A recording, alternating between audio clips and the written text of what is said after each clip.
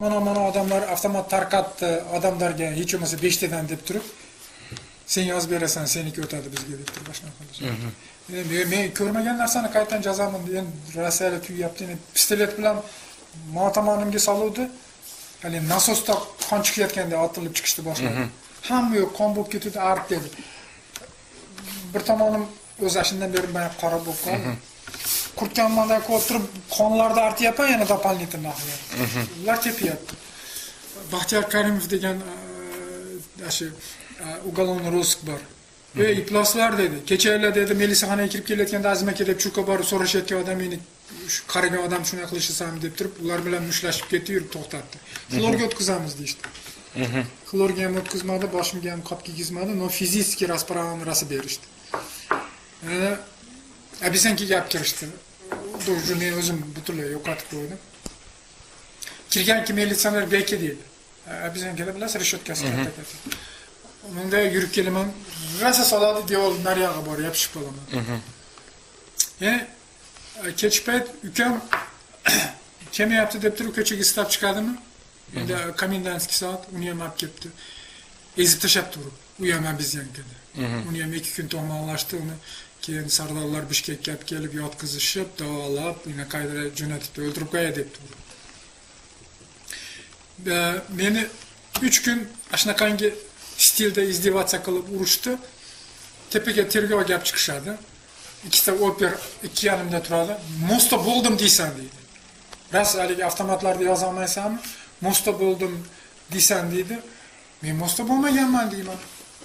İki tomonga tengdan uradi biqinimga. Men og'zimga go'sht qilib qoladi. Kompyuterda yozyaptim. Men bo'lmaganman. Haligini priznavatganman. Kimman ular solaradi. Keyin Jamila gap chiqishadi. Jamila gap chiqib, dajashi 17 kuni sudga olib chiqib ketayotganda ham Jamilaga birinchi tergov boshlanganda Azim aka, siz mana o'pika, vahshu o'pika deydi. Siz shu o'pikaman dedi, to'xtamasdan militsionerlarni qamatish, sudga berish, уголовный ish qo'zish bo'yicha dedi, joz yuradingiz. Это kiniga закрывается dedi. Bu zdaniyani ichida boshqa o'pika ishlaydi endi sizga qarshi dedi. Deb turib, o'pikani taptagiga yopib qo'ydi.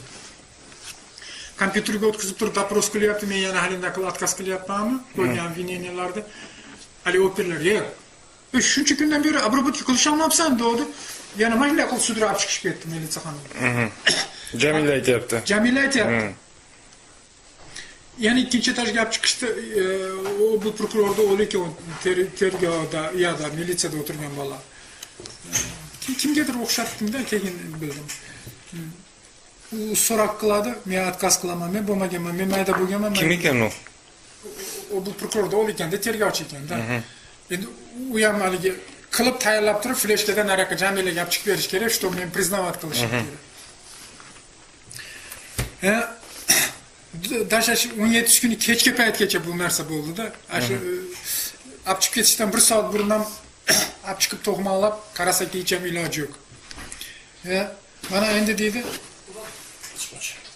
Azim aka, siz nima degan bo'lsangiz, shu narsalarni qilib yozdik. Men ortiqcha narsalar yozganim yo'q. Siz protsessual normalaringizni narushat qilganim yo'q. To'g'rimi deb turib, oxirida shunaqa dedi Jamila. Sudga chiqib ketayotganda Ali Sirga degan advokatni olib ketdi. Menga birinchidan o'zi действительно advokatni qo'yish kerak bo'lsa, birinchi doprosda qo'yishingiz kerak dedi. Уже 3 kun o'tib ketdi. Tak dedim, men hozir ochkim yo'q. Shu ochkimi o'rnida xizmatga bersa bo'ldi dedim. Kompyuterdan chiqartirib turib, kompyuterdan o'qitib, keyin Sirgaga haligini o'qitib, endi bittakiz yozib qo'yish mumkin. Davaydi ko'zini qisib qo'ysa, ko'rmagan, qo'l qo'yganingizdan keyin bo'ldi, pishadi ham. Qara o'qitib turib 2-3 yo'l. Lekin qo'lni qo'yib, не признаю предъявленное обвинение deb najozib. Nima deb yozishgan ekan? Mosta свидетель 5 ta militsiyani свидетель qilib biz ko'rganmiz Azim aka mosta bo'lgan deb turib показания beryapti, men mosta bo'lmaganman deb turib показания berib отказ qilyapman. Это сфабриковано обвинение deb. Men sudga olib chiqishdi. Sudga olib chiqib turib, sudyalar zaynat ekan, hali bizanki gap kirib qo'yib, Mirzalimov Shuri degan ikkalamizni. Nadзирательlar telefonlarimni chiqarib olib, kameralarni kulchat qilib, "Davay, Karimovni so'kasan." Men yozib olaman deb dedi. Karimov O'zbekistonning prezidenti, bizga aloqasi yo'q, biz Qirg'izistonning grajdanlarimiz. Boshqa desak, ashinchida turgizib olib ham izdevatsiya qilishdimi? Sotni ichidami?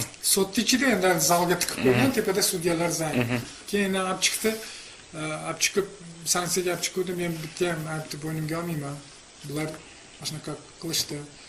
Dedim, endi sanksiya berib qo'ydi 16-avgustgacha deb turib. Olib kirib qo'ygandan keyin ertasiga Valentina Alekseyevna, Abduvalik boshqalar kelishdi. Sanksiyani ertasiga kelishdi. Uchrashdik.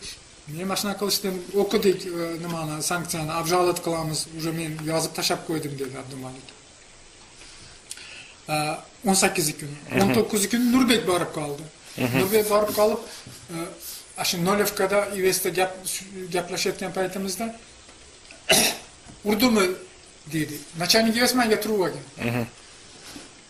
Endi Nurbekka bunday ko'z bilan aytib qo'ydim-da, urdimi deguncha ko'rib qo'ymasam, bunday qilib qo'ydim yechim. Endi haligi начальник Ivesda bor chiqib ket desa, chiqmayman dedi. Protsessual normada bunday emas desa, bizga shunaqa положениemiz bor. Keyin davay Azimjon Chechen dedi, endi issiq payt u, bitta kun edi. Mana shunday Chechen o'dim, orqam ko'mir bo'lib ketganda. Mamatala qilib tashashgan. Buni kim urdi dedi начальник Ivesam, qochib ketdi, hammasi qochib ketishdi. Nurbek suratga oldi, internetlarga qo'yib yuboribdi. Через 2 dня ombudsmen представительlari bordi Bozor Qo'rg'onga. Borishib, ulardagi ko'rib shunday narsa bo'ldimi? Начальник Ivesov, да, действительно bo'ldi. 2 kun uporni, в общем 4 kun davom etdi bu narsa. No 2 kun сильно uporni to'g'monlashdi. Deydi, 5-6 qog'ozga yozib berdim. Yozib berdim, birinchi kun ketishdi. Bo'pti. Ombudsmen yozdirib ket dedi deb turib, Tursunboy akunaydi. Ne ertasi kechki payt qaytib kelishdi. Qaytib kelib, более подробно qilib yozasiz degan edi. Yana более подробно qilib yozib berdim, chiqib ketishib, bir pasdan keyin meni pastovoylar tashqariga olib chiqdi. Qarasam, начальник militsiya hamma operlar turishibdi. И сразу Tursunboy telefonda boylab turib, Tursunboy bilan akumman. Men so'rashdik. Azma aka, siz urdimi? Boshqa bo'ldimi? Qiziq. Urdimi degan narsalarni hammasini yozib berganimdan keyin, "Ha, deb bu narsani aytaveraman" dedim. Bega tushgan odamda hammasini uradi dedim. Yaxshilab urishdi dedim.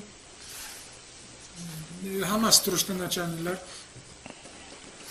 Yana Nurbek sudebniy meditsinskiy ekspertiza o'tkazish bo'yicha prokuraturaga, oblast prokuroriga yozibdi. Yozgan ekan, ishonasizmi, soat 1:02da operlar 5 kishi начальник Ivesman kiribdi. Azim aka, yuragi og'riydimi dedi. Yo'q desam, og'riganmisiz dedi. Yo'q dedim, yuragi og'rigan, og'rimagan dedim. Yo'q desam, hozir dedi, даже birinchi xatadagilar ham eshitmay qoladi dedi. Shunda tinchitib qo'yamiz. Mana отказ qilasiz dedi. Sudebniy meditsinskiy ekspertizadan. Soat 1da kech. Ya 1 ya 2 kechasi tunda. Birinchi olib kirganda kunduz olib kirdi. Menda hech qanaqangi shuncha kungacha sudebniy meditsinskiy ekspertiza o'tkazilgan yo'q, bir vrach ko'rib qo'ygan yo'q. Menda mana shunaqa bo'lganman deb turib pastiga yozib qo'ydim-da. Keyin tunda kirish shunaqa qilishib откazda yozdirishib oldi. Nurbek kelsa, Nurbekni ham 2 yil keldi, hech qanaqangi uchrashuvga mumkinchiligi yo'q. Haligi Sulaymonovni tugandorini telefon orqali Jamila chaqirib qo'ydi. Azimjonda advokat keldi. Ko'ylaklarni yirtib yuboribdi bir kun. Nurbek. Endi oxiri men Jalobodga borib qo'ydim. Ivesga. Ivesga. Mana shu Jalobodni normalni o'tirib, normalni Nurbek bilan gaplashdik-da. Bozor Qo'rg'onda 1 oy davomida 10 minut ya 5 minut gaplashdik-da. 3 marta kelganda shuncha gaplashdik. Ya 10 minut ya 5 minut. И то oblast prokuror bilan kelib, "Давай, melisaxonada отдельный кабинет qilib berdi" dedi. Qilib berdi, kelib qoldi Sulaymonov.